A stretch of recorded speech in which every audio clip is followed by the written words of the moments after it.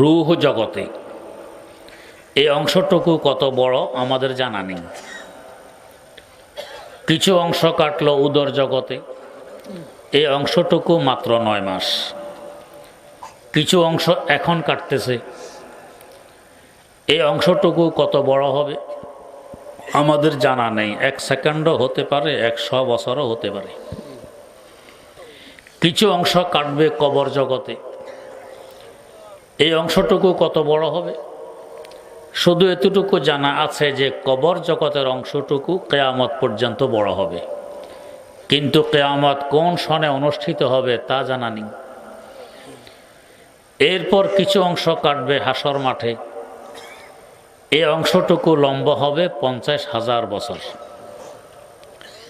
এরপর বাকি অংশ কাটবে জান্নাতে, এই অংশের আর শেষ নেই। তো আমাদের শুরু আছে ইয়াউমে আলাস্ত, আলাস্তের দিন থেকে শুরু, শেষ নেই, চলতে থাকবে আবাদুল আবাদ পর্যন্ত। তাই ইমাম গাজালি রহমতুল্লাহ আলাইহি লেখেন, আমরা আজালি নই, আমরা আবাদি। আমাদের আল্লাহ আজালিও আবাদিও, তার শুরুও নেই শেষও নেই, আমাদের শুরু আছে শেষ নেই। এবার চিন্তা করুন আমাদের হায়াত কত লম্বা। ইয়াউমে আলাস্ত, আলাস্তের দিন থেকে শুরু হয়ে চলছে তো চলছে, আর শেষ নেই, কত লম্বা হায়াত। হায়াত যত লম্বা হবে আমাদের হায়াতের উদ্দেশ্য তো তত লম্বা হওয়া চাই। হায়াত যত বড় উদ্দেশ্য তত বড়। হায়াত বড় উদ্দেশ্য ছোট, এটা তো যুক্তির কথা নয়। যেমন আপনাকে চমুনি থাকতে হবে দীর্ঘ 36 বছর নিজ নির্মিত ঘরে, তো 36 বছর লম্বা হবে চমুনি থাকা। আপনি ঘর নির্মাণ করতেছেন কলা গাছ দিয়ে, আপনাকে বুদ্ধিমান বলবে না পাগল বলবে? পাগল বলবে। অন্তত পুরা পাগল যদি নাও বলে, কমাস কম আধা পাগল হইলেও বলবে যে এই লোকটি থাকবে 36 বছর, ঘর নির্মাণ করতেছে কলা গাছ দিয়ে। বুঝবুদ্ধি থাকলে কি কলা গাছ দিয়ে ঘর বানাইত? হ্যাঁ, যদি 3 দিন থাকা লাগতো তাহলে হয়তো কলা গাছ দিয়ে বানানো চলতো, কলা গাছ 3 দিন থাকবে। তো হায়াত লম্বা, টার্গেট ছোট, এটা তো বুদ্ধির পরিচয় নয়, এটা পাগলামির পরিচয়। তো আমাদের হায়াত তো অনেক লম্বা, জীবনের টার্গেট উদ্দেশ্য যদি ছোট হয় এটা বুদ্ধির পরিচয় হবে না। কেউ মনে করে হায়াতের টার্গেট শুধু খাওয়া দাওয়া, খাইতে পারলেই আমি কামিয়াব, আমি সফল কাম। রাত দিন 24 ঘন্টা খাওয়ার পিছনে, খাওয়া পাইলেই হইল। একখানে খেতে বসেছি 6-7 জন মানুষ, মেজবান ভাতের গামলা আর গোশতের গামলা সামনে দিছেন, সবার ভাত নেওয়া শেষ, এখন গোশত নিয়ে খাবে। আমাদের সাথে একজন নৌকার মাঝি, মাঝি বেচারা গোশতের পেয়ালা নিয়ে পুরাটা তার প্লেটে ডালে দিল। এরপরে মেজবানকে ডেকে বলতেছেন গোশত নিয়ে আসেন। মেজবানের ঘরে গোশত আর আছে না নেই? যদি না থাকে মেজবান লজ্জা পাবে, আর আরো যে 6-7 জন মেহমান রয়ে গেছে এদের কি দশা ঘটবে, এই বিবেক পর্যন্ত নাই। উদ্দেশ্য শুধু খাওয়া, খাইতে পারলেই হইল বাস। এটা জীবনের টার্গেট নয়। শেখ সাদি রহমতুল্লাহ আলাইহি বলে গেছেন, খোরদান বরায়ে জিস্তান, না জিস্তান বরায়ে খোরদান। খাবে শুধু জিন্দা থাকার জন্য, জিন্দা থাকা খাওয়ার জন্য নয়। আমরা কেউ মনে করি জিন্দা থাকা খাওয়ার জন্য। যদি এইটাই জীবনের টার্গেট আর উদ্দেশ্য হয়, তো গরু ছাগল কুকুর বিড়াল আর আমাদের মধ্যে কি পার্থক্য রইল? গরুকে যখন দেখবেন তার মুখ ঘাসে আছে, খেরে আছে। হ্যাঁ, যদি কখনো দেখবেন মুখ ঘাসে নেই, খেরে নেই, কিন্তু মুখ অবসরও নেই, চলতেছে। কি করে? আগে যে খাইছিল পুরোপুরি চিবাইনি, লালসা এত বেশি আদা আদি চিবিয়ে গিলে ফেলছে, এখন পুনরায় আবার বের করে মুখের মধ্যে চিবা এটাকে নরম করে। তার মানে শুধু খাওয়া ছাড়া আর ফিকির তার নেই। কুকুর দৌড়তেছে রাত দিন, কেন দৌড়ে? গু কোথায় আছে? বাস্তব এদের উদ্দেশ্য খাওয়া দাওয়া, আমার উদ্দেশ্য খাওয়া দাওয়া, তো ওরা আর আমাদের মধ্যে কি ব্যবধান রইল? খাওয়া দাওয়া আমার চলবে কতদিন? শেষ নিঃশ্বাস ত্যাগ করা পর্যন্ত। অনেক সময় শেষ নিঃশ্বাস ত্যাগের আগেও তো খাওয়া দাওয়া বন্ধ হয়ে যায়, মাসকে মাস বিনা খাওয়ায় পড়ে থাকে বিছানায়। তো হায়াত বড়, খাওয়া দাওয়া তো চলবে সামান্য কিছু দিন, তো এইটা আমার টার্গেট হয় কি করে? আবার কেউ মনে করে আমার জীবনের টার্গেট হলো সম্পদ উপার্জন, রাত দিন 24 ঘন্টা এক কিনার করে শুধু সম্পদের পিছনে দৌড়ে, কিভাবে 2টা পয়সা হাতে আনা যায়। জায়েজ না জায়েজ, বৈধ অবৈধ কোনো বালাই নেই। সম্পদের পাহাড় বানিয়ে ফেলছে, ওয়ারিশ নেই, তারপরও আরেকজনের জমি জবরদখল করে, ঘুষ খায়, সুদ খায়। কাসায় চশমে হারে সাপর নাশদ, তাসাদফ কানে নাশদ পর দূর নাশদ। এর লোভ কখনো মিটবে না, চলতেই থাকবে, যত বেশি পাবে আরো বেশি চাই। এই সম্পদ আমার কতদিন কাজে লাগবে? বেশির থেকে বেশি শেষ নিঃশ্বাস ত্যাগ করা পর্যন্ত।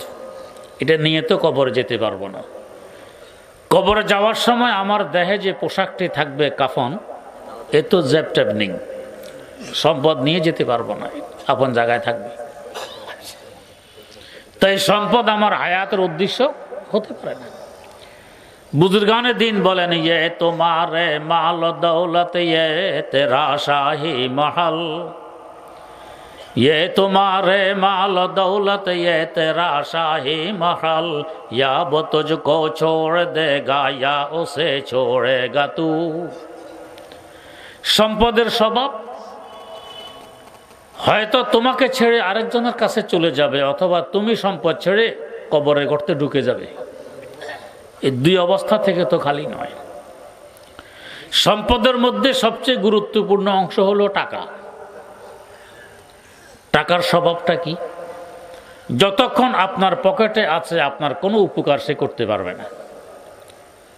ক্ষুধা পেটে আছে, পকেট বোঝাই টাকা, ক্ষুধা মিটবে? হোটেলওয়ালাকে টাকা দিলে ও আপনাকে খাবার দিবে, তার মানে আপনার টাকাটা আপনার বুকে লাথি মেরে আরেকজনের পকেটে ঢুকার পরে আপনাকে উপকার করবে। এটা বন্ধু হইল?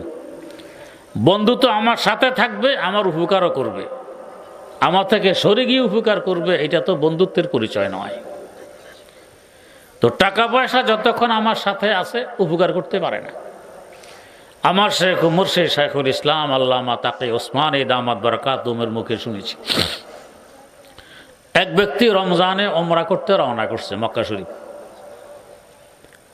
জিজ্ঞেস করা হইল, ওইখানে খাওয়া দাওয়ার ব্যবস্থা করে নিছেন তো ঠিকভাবে? ডলার আছে সাথে, টাকা থাকলে সব হয়। জবাব দিল, একদিন দেখি হারামের মধ্যে আদামারা অবস্থায় পড়ে আছে, যেন দম এখন বেরোবে। জিজ্ঞেস করলাম, ভাই এই অবস্থা অসুস্থ নাকি? কয় না। তো এমন কেন? সাহারি খেতে পারেনি। কেন পারেননি? সাহারির সময় গেছি হোটেলে, দেখেছি হোটেলে লাইন শেষ হলে সাহারি ওক্ত থাকবে না। গেছি আরেক হোটেলে, খাবার শেষ, এই খুঁজতে খুঁজতে সাহারি ওক্ত শেষ, খাইতে পারিনি।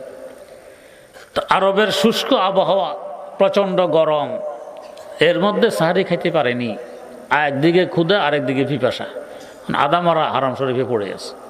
তো জিজ্ঞেস করলাম, ডলার না আছে পকেটে? কয় আছে। তো আগে না বললেন টাকা থাকলে সব কিছু হয়? টাকা তো আছে, হলো না যে? যেই বস্তু আমার কাছে থাকা অবস্থা আমার উপকার করতে পারে না, এটা আমার বন্ধু কিভাবে হয়, জীবনের টার্গেট কিভাবে হয়? তার তো স্বভাব হলো, ইয়া वो तुझको छोड़ देगा या उसे छोड़ेगा तू। আবার কেউ মনে করে আমার টার্গেট হইল ক্ষমতা, যেভাবে হোক অর্জন করতে হবে, যেভাবে হোক ধরে রাখতে হবে। আমি যতই চাই ক্ষমতা যদি আমার থেকে চলে যায়, আমি পারবো ধরে রাখতে? আমাদের ক্ষুদ্র জীবনে কত ক্ষমতাসীন দেখেছি, আজকে ক্ষমতায় কালকে জেলখানায়, আজকে ক্ষমতায় কালকে ফাঁসিতে, এই তো অবস্থা। এটাও আমার জীবনের টার্গেট হতে পারে না। জীবন বড়, ক্ষমতা ছোট। কেউ মনে করে আমার জীবনের উদ্দেশ্য হলো ইজ্জত, সম্মান। ইজ্জত আমার হাতে না আরেকজনের হাতে? তো আমার হাতে যেই বস্তু নেই, এটা আমার জীবনের উদ্দেশ্য হয় কিভাবে? তা আমার হাতে নেই। আর ইজ্জতের বৈশিষ্ট্য, নিচের দিক থেকে ইজ্জত আসলে এটা ক্ষণস্থায়ী হয়, এটা বাস্তবে ইজ্জত হয় না, এটা হয় মুখরোচক কিছু কথাবার্তা। উপরের দিক থেকে আসলে এটা স্থায়ী হয়, এটা বাস্তবে ইজ্জত। কি অর্থ নিচের দিক থেকে আসার, উপরের দিক থেকে আসা? যেমন একজন উপরস্থ কর্মকর্তা, মন্ত্রী এখানে এসেছেন, ফুলের মালা গলায় দিয়ে অভিনন্দন পত্র, কত প্রশংসা মন্ত্রীর করতেছেন। বক্তব্য দিয়ে স্টেজ থেকে নামতে দেরি, এরপরে কি বলে, রিলিফের গম চুরি করে খাইয়া ফ্যাট দেখছনি কত মোটা করছে, লম্বা লম্বা কথা বলে। দুই ভাষার ইজ্জত আছে নাই? তাহলে এতক্ষণ যে অভিনন্দন পত্র পাঠ করলেন, ফুলের মালা দিলেন, এটা স্বার্থের কারণে। তো নিচের দিক থেকে ইজ্জত আসছে, এর ভিতরে স্বার্থ নিহিত আছে, বাস্তবে ইজ্জত নেই, অস্থায়ী। যতক্ষণ স্টেজে আছে ততক্ষণ ইজ্জত, স্টেজ শেষ তো ইজ্জত শেষ। উপরের দিক থেকে আসলে এটা হয় বাস্তবে ইজ্জত, এটা স্থায়ী হয়। হযরত খাজা মুঈনুদ্দিন আজমিরি রহমতুল্লাহ আলাই, ওনার ইজ্জত, এহতেরাম, মহব্বত, ভালোবাসা আমাদের অন্তরে আছে কি নেই? আছে।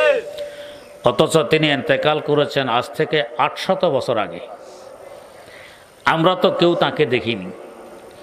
তিনি আমাদেরকে একাধ বেলা খাওয়াননি, 5-10 টাকা হাদিয়াও দেননি। কেন এত মহব্বত? তো উপরের দিক থেকে আসছে। আমার আল্লাহ তাকে ইজ্জত দিয়েছেন, আল্লাহ তাকে ভালোবেসেছেন। ফেরেশতাদের মাধ্যম হয়ে দুনিয়াবাসীর অন্তরে তার ইজ্জত ঢুকে গেছে, তার ভালোবাসা ঢুকে গেছে, এটা স্থায়ী। 800 বছর হয়ে গেছে তিনি বিদায় গ্রহণ করেছেন, এখনো যেন আকাশে বাতাসে ভেসে বেড়াচ্ছেন। এই ইজ্জত, এহতেরাম আর মহব্বত শুধু মানুষের অন্তরে যে আসে তা নয়, হায়াওয়ান, জানোয়ার, পশু পাখির অন্তরে পর্যন্ত চলে আসে। আমার ওস্তাদে মোহতারাম আল্লামা হেদায়েতুল্লাহ রহমতুল্লাহ আলাই, লালবাগ মাদ্রাসার প্রিন্সিপাল, এত বড় মানুষ, তার শানে আমার মুর্শেদ শাইখুল ইসলাম আল্লামা তাকি ওসমানে দামাত বারাকাতুহুম বলেন, গোটা এশিয়া মহাদেশে এরকম আরেকজন মুহাদ্দিস নেই। এমন পায়ার মানুষ। একটা বিড়াল থাকতো তার কামরার আশেপাশে, আসরের আগে তিনি 1 ঘন্টা আরাম করতেন। উঠার সময় হয়ে গেলে যদি নিজে নিজে না উঠতেন, চোখ খোলেনি, বিড়াল জাগাই দিত। কিভাবে জাগায়? তার শরীরে হাত লাগাবে না, দুয়ারের মধ্যে লোহার কড়া ঝুলন্ত অবস্থায় আছে, বিড়াল লাফ দিয়ে উঠে কলাতে থাপ্পড় মারে, কড়ার আওয়াজে হুজুরের চোখ খোলে, ঘুম ভেঙে যায়, হ্যাঁ উঠার সময় হয়ে গেছে। চিন্তা করুন, বিড়ালের অন্তরে পর্যন্ত এই ইজ্জত। কড়ার মধ্যে বাড়ি দিয়ে ঘুম ভাঙায়, ওনাকে জাগায়, ওনার গায়ে হাত দিবে না, যে উপরের দিক থেকে আসছে। আমার আব্বাজান রহমতুল্লাহ আলাইহির ছোট মামা, দাদি জানের আপন ভাই, কুতবে ওয়াক্ত হযরত কারি ইব্রাহিম রহমতুল্লাহ আলাইহির খলিফা আল্লামা আফতাবউদ্দিন রহমতুল্লাহ আলাই, কুমিল্লার প্রাচীনতম মাদ্রাসা দারুল উলুম বরুড়া মাদ্রাসার প্রতিষ্ঠাতা। আব্বাজান 17 বছর বয়স পর্যন্ত তার সংসবে তার কাছে ছিলেন। শুনেছি খাবার দাবার সব বেড়ে একটা বিড়ালকে পাহারাদার রেখে সবাই চলে যেত প্রয়োজনে। ওনার একটা বিড়াল ছিল, বিড়াল পাহারাদারি করে, নিজের মুখ দেওয়ার তো প্রশ্নই আসে না। কোনো মুরগি, এমনকি কোনো মশা মাছি কোনো খাবারে বসবে, অসম্ভব। বিড়াল দৌড় দিয়ে গিয়ে মশা মাছি ধরে ফেলত, বসতে দিত না। মামা জান আসতেন, নিজ হাতে দুধ ভাত মেখে পেয়ালায় করে বিড়ালের সামনে দিত, তারপর বিড়াল খাবে, এর আগে সে মুখ দিবে না। কি মহব্বত অন্তরে, চিন্তা। হাকিমুল উম্মত মুজাদ্দিদুল মিল্লাত হযরত শাহ আশরাফ আলী থানভী রহমতুল্লাহ আলাইহির দরবারও একটি বিড়াল থাকতো। আপনারা শুনেছেন, আর আমার মুখে হয়তো শুনেছেন। একদিন বাবুর্চিখানায় ডাল পাক করে পাতিলের মুখ খোলা রেখে বেরিয়ে গেছে, দুয়ার বন্ধ, বিড়ালটি ছিল ভিতরে। এ সময় একটি বিষাক্ত সাপ ঘরের খুঁটি বেয়ে বুতুর হয়ে সাহাতির হয়ে অপর প্রান্তে পৌঁছার পথে ডালের পাতিল বরাবর উপরে গেলে ঝুপ করে গরম ডালে পড়ে মারা যায়। ঘটনাটি দেখেছে একমাত্র বিড়াল, আর কেউ দেখেনি। একটু পর বাবুর্চি এসেছে বাবুর্চিখানায়। বিড়াল সংবাদ দিবে যে ডালগুলো খাওয়া যাবে না, এখানে বিষাক্ত সাপ পড়ে মারা গেছে। কিন্তু বিড়াল সংবাদ দিবে কোন ভাষায়? বিড়াল যেই ভাষা বলতে পারে বাবুর্চি ওই ভাষা বোঝে না। বাবুর্চি যেই ভাষা বোঝে বিড়াল ওই ভাষা বলতে পারে। আল্লামা রুমি বলেন, তো না দিদি গাহে সুলাইমানরা, তুচে দানি আওয়াজে মুরগানরা, তুচে দানি আওয়াজে মুরগানরা। পশু পাখির ভাষা বুঝতেন সাইয়েদেনা হযরত সুলাইমান আলা নবিয়িনা ওয়া আলাইহিস সালাতু ওয়াস সালাম। আমরা তো তার সাক্ষাৎও পাইনি, আমরা পশু পাখির ভাষা বুঝবো কিভাবে? যাই হোক, বিড়াল নিজের ভাষায় বোঝানোর চেষ্টা আরম্ভ করছে, মিউ মিউ মিউ। যতই মিউ মিউ করো বাবুর্চি কি বোঝে? বিড়াল দেখলো আমি বুঝাইতে পারিনি। এখন বাবুর্চির লুঙ্গি ধরে ডালের পাতিলের দিকে টেনে নিয়ে যেতে চায়, জামার আঁচল ধরে টানাটানি করে ডালের পাতিলের দিকে। বাবুর্চি লাথি মেরে বিড়ালকে সরাইয়া দেওয়ার ভাবে বোধহয় পাগল হয়ে গেছে, এমন কেন করে? বিড়াল দেখলো বুঝাইতে তো পারলাম না। রশির মধ্যে বাবুর্চির কাপড় ঝুলতেছে, বিড়াল লাফ দিয়ে উঠে একটি কাপড় নিয়ে ডালের পাতিলে ফেলতে যায়। বাবুর্চি লাথি মেরে বিড়ালকে সরাইয়া দেওয়ার ভাবে বোধহয় মাথা খারাপ হয়ে গেছে, এমন কেন করে? বিড়াল দেখলো হায় বুঝাইতে তো পারলাম না, কি করি? খানকার মেহমান এবং মুরিদগণ খেতে বসেছেন, ডাল এখন এদের বর্তনে যাবে, খেয়ে হয়তো এরা মারাও যেতে পারে। বিড়াল বেচারা বিচলিত, ছুটাছুটি করছে আর মিও মিও মিও মিও। কে বোঝে এমন কেন করে? ঠিক ডাল এখন এদের বর্তনে যাবে, এরা খাবে হয়তো মারা যাবে। বিড়াল বেচারা কিংকর্তব্য বিমূঢ় হয়ে সকলের সামনে ঝুপ করে গরম ডালের পাতিলে লাফ দিয়ে পড়ে বিড়ালটি মারা যায়। যে ডালে বিড়াল মারা গেছে ডাল তো আর কেউ খাবে না। ডাল ফেলে দিতে গিয়ে দেখে ভিতরে বিষাক্ত সাপ মরে আছে। এখন বুঝে এসেছে এতক্ষণ যাবৎ বিড়াল এমন কেন করেছিল। এই যে জীবন দিয়ে খানকাবাসীকে বাঁচাই দিল, জীবন দেয়া কি এত সহজ? এই দুনিয়ার সবচেয়ে কঠিন কাজ হলো জীবন দেয়া। বিড়ালের জন্য সহজ কেন হইল? इश्क की दुश्वारियों ने कर दिया कामिल मुझे, इश्क की दुश्वारियों ने कर दिया कामिल मुझे, अब कोई मुश्किल नजर आता नहीं मुश्किल मुझे। इश्क मोहब्बतेर घात प्रतिघाते कठिन থেকে কঠিনতম কাজ সহজ হয়ে যায়। তাই বিড়ালের জন্য জান দেওয়া সহজ হয়ে গেছে। বিড়ালের অন্তর এদের মহব্বত, এদের ইজ্জত ঘর করে বসে আছে। মহব্বত আর ভালোবাসা থাকলে, ইজ্জত থাকলে কঠিন কাজ সহজ হয়।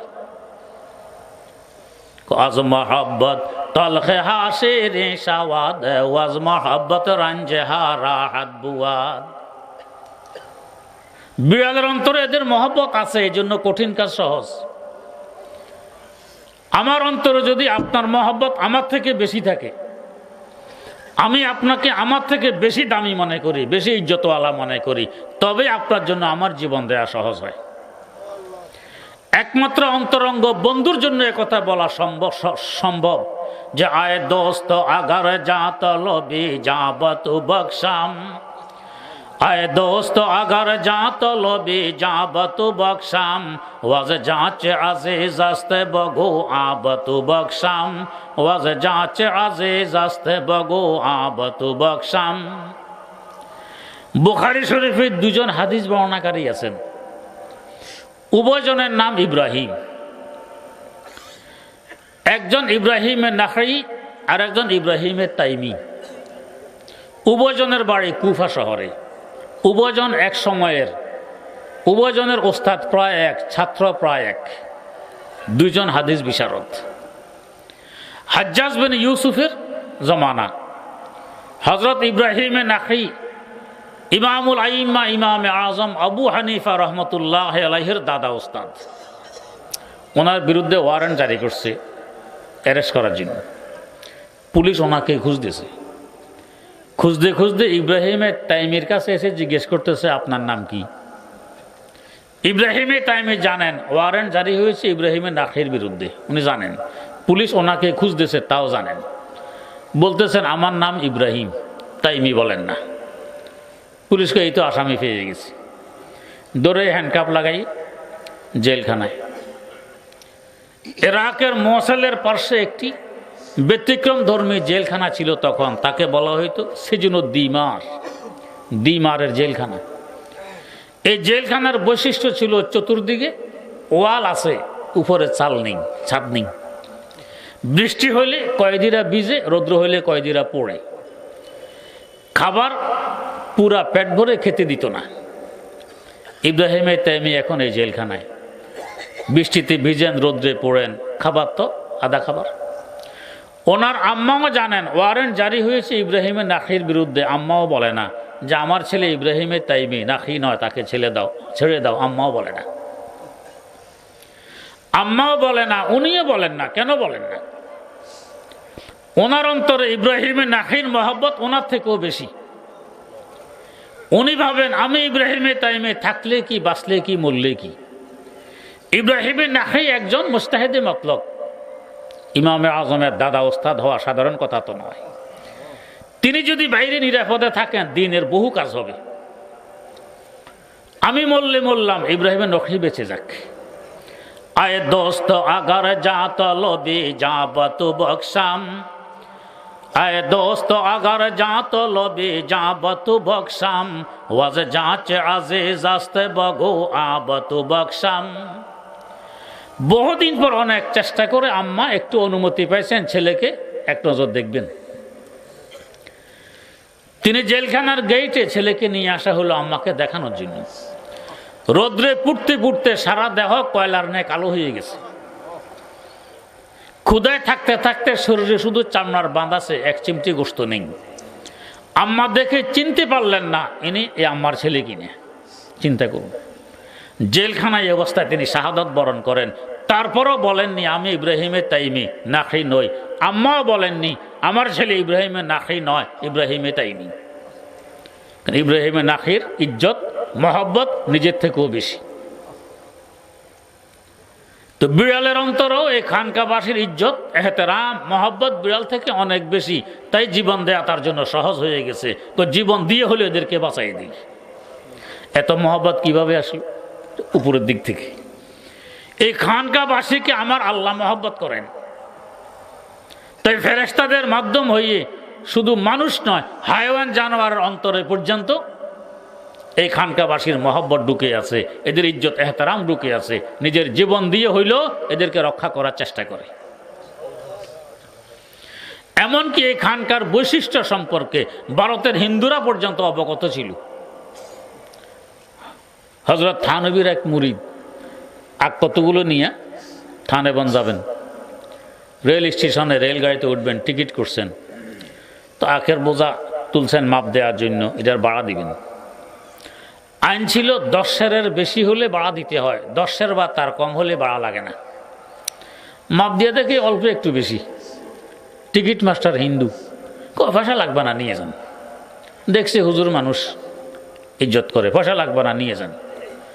তো বললেন নিয়ে যে যাবো, আমাকে তো গাড়িতে টিটিয়ে ধরবে তখন। তো টিকিট মাস্টার বলে হিন্দু মানুষ, আমি টিটিকে বলে দিব যে হুজুরকে ধরবে টুরবে না। কই টিটি তো বোধহয় অমুক স্টেশন পর্যন্ত যাবে, আমি আরো সামনে যাব, হের পরে আমি এই টিটিকে বলে দিব, হের পরে টিটিকেও যাতে ও বলে দেয়।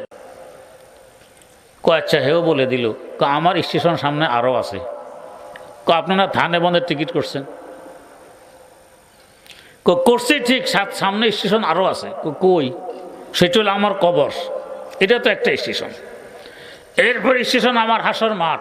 আল্লাহ যদি জিজ্ঞেস করেন আইন কেন লঙ্ঘন করলা, 10 থেকে ওজন বেশি ছিল, পয়সা দেওয়া ছাড়া নিয়ে আসছো, এই হক নষ্ট করছো, সেখানে কোন টিটি আমাকে বাঁচাবে?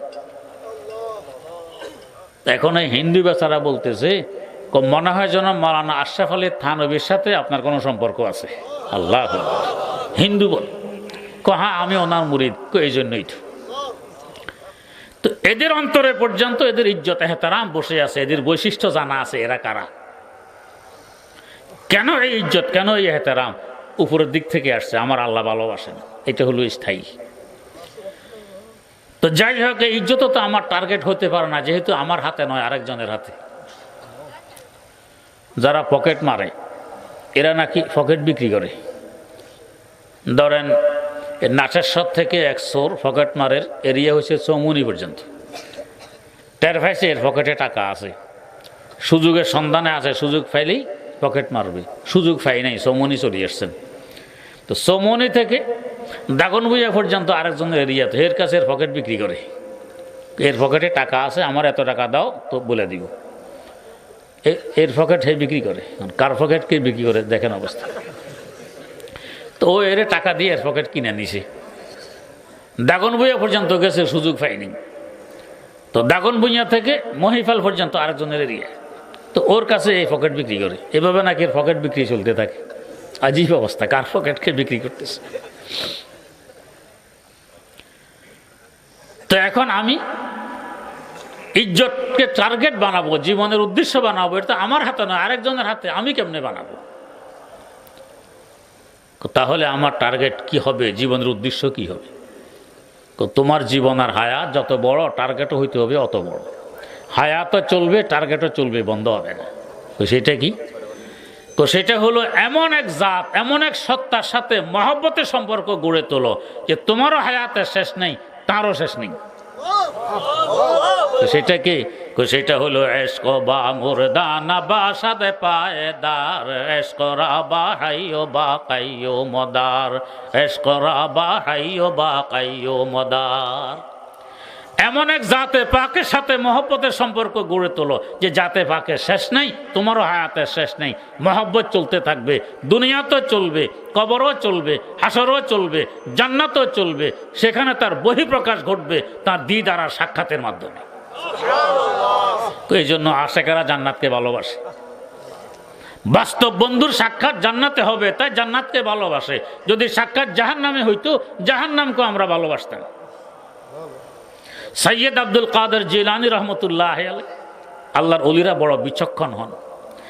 আল্লাহর কাছে দোয়া করতেছেন, তু জান্নাত রা বনে কাঁদে ওমান বদরা বদোজখ বুর, তু জান্নাত রা বনে কাঁদে ওমান বদরা বদোজখ বুর, কে বস বাসাদ মোরা যা তামান্না এ বেসালে তু। আল্লাহ, তোমার বিধান নেককারকে জান্নাত দিবে, বদকারকে জাহান্নাম দিবে। দুনিয়ার দিকে তাকাইলে আমি আব্দুল কাদের জিলানী থেকে বড় গুনাহগার তো কেউ নজরে আসে না। এত বড় গুনাহগার, তোমার দরবারে এই দরখাস্ত দিব আমাকে জান্নাত দিয়ে দাও, এর সাহস তো আমার হয় না। নিজকে নিজে কত বড় গুনাহগার মনে করেন। আল্লাহু আকবার। আমরা তো মনে করি কি অমকখানা যে ঠাডা করছে অমকের গুনার কারণে, আমি তো দুধের দুয়ার মানুষ, মাসুম, আমার কি কোনো গুনাহ আছে? হযরত জিলানী বলতেছেন, জনবে কামাউজিল বাহরে বালহিয়া আকসারুহু, জনবে কামাউজিল বাহরে বালহিয়া আকসারুহু, কুল্লুহা কাল জিবালে বালহিয়া আকবারুহু। আল্লাহ, আমার গুনার দিকে তাকাইলে আমি দেখি সংখ্যা এত, সাগরের তরঙ্গ থেকেও আমার গুনার সংখ্যা আরো বেশি। আকারে কেমন? হিমালয় পর্বত থেকেও আমার গুনাহ আরো বড়। কুল্লুহা কাল জিবালে বালহিয়া আকবারুহু, পর্বত থেকেও আমার গুনাহ বড়। আগে বিচক্ষণতার পরিচয় দিতেছেন, বলতেছেন, ওয়ালাকিন ইনদাল কারীমে ইজা আরাফা, ওয়ালাকিন ইনদাল কারীমে ইজা আরাফা, কাজানাহিল বারুজাতে বালহিয়া আসগারুহু। তবে আল্লাহ, আমি তো এমন এক দরবারে ধন্না দিয়েছি যে দরবারে রহমতের সাগরের কোনো কুল কিনারা নেই। আমার এই অসংখ্য গুনাহ, পাহাড় থেকে বড় বড় গুনাহ যদি এই অকুল সাগরে ছেড়ে দেয়া হয়, সাগরের তুলনায় আমার মশামাছি, সাগরের তুলনায় আমার গুনাহ মশামাছির পাখা তুল্য মনে হবে না। কি কৌশলে দোয়া করতেছেন, নিজকে নিজে কত বড় গুনাহগার মনে করেন। তাই বলতেছেন, তু জান্নাত রা বনে কাঁদে ওমান বদরা বদোজখ বুর, কে বস বাসাদে মোরা যা তামান্না এ বেসালে তু। আল্লাহ, তোমার বিধান নেককারকে জান্নাত দিবে, বদকারকে জাহান্নাম দিবে। বিধান ভঙ্গ করে আমি আব্দুল কাদের মতো গুনাহগারকে জান্নাত দাও, এত বড় সাহস তো আমার হয় না। তোমার বিধান ঠিক থাকুক, আমি আব্দুল